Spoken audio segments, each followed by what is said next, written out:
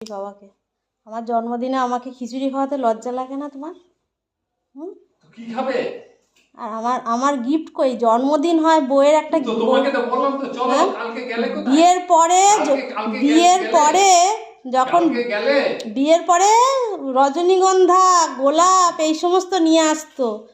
হ্যাঁ আর এখন হলো তোমার তো আর ওইসবে তো মন ভরবে না, এখন একটু গিফট দরকার। কিছুই দরকার নেই গিফট। আবার কি গিফট? কি নিজের গিফট নিজে কেউ কেনে? গিফট মানে কি? কেউ যদি ভালোবাসে কিছু দেয় সেটাকে গিফট বলে। ভালোবাসাই তো নাই, আর গিফট দেবা কি? নিজের গিফট নিজে কিনতে যায় কখনো কেউ? দেখেছো? আমি যে তোমাকে কিনে দিই, আমি কি তোমাকে সোনার সঙ্গে করে নিয়ে যাই কোনো দিন?